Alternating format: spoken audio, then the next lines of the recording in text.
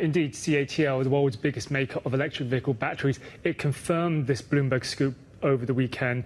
It confirmed this Bloomberg scoop this morning in Asia hours, and indeed that it will be suspending operations at this mine temporarily for 3 months. But this really is coming about at a time when lithium prices are pretty depressed. They have been for quite some time now, and when you look at the impact of this mining closure for lithium, Bank of America says this mine could account for around 6% alone of global lithium output, and there are other mines in the region that could account for around roughly 5%. So it's pretty significant, and you see the effect it's having on the marketplace, particularly for spot lithium prices in China, and potentially this impact could really help turn around the doldrums that lithium prices have been facing for quite some time. Now, in particular, when you look at some of the kind of industry reaction, we've seen the likes of, some of the Tianqi Lithium, for example, up 90%. We've seen Ganfeng Lithium, another rival to CATL, up 21% today. So we've seen a lot of movement in kind of share prices in the lithium price as well. So, yeah, there's a lot to digest, particularly for the market reaction and for traders. Well, do we have actual details of how this suspension came about, Danny?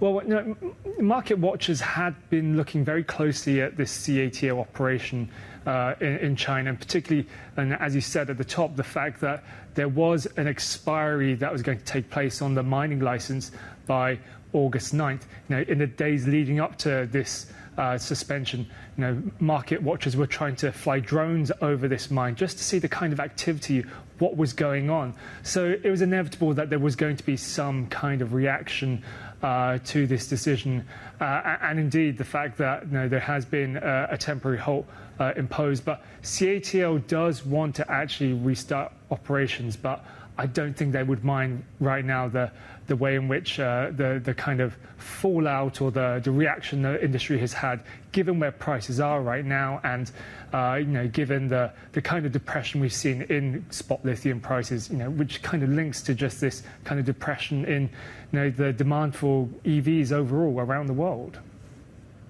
Danny, you talk about how lithium prices and stocks have surged. We have a Bloomberg intelligence report this morning saying that a price jump might actually reduce the incentive for Chinese producers to cut output. Are we likely to see wider output curbs, do you think?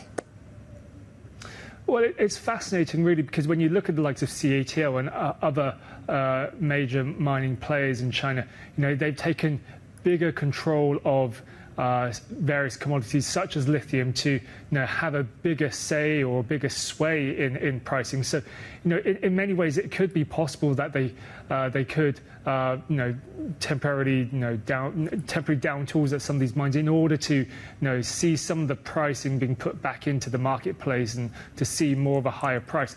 Equally, it's in the politics of all of this, you do see the fact that Beijing has been trying to turn around this deflationary pressure, this glut, which has been damaging its industry competitiveness. So at the end of the day, there are moves being made at industry and a political level, and I don't think too many people will be minding what has happened today at CATL and over the weekend.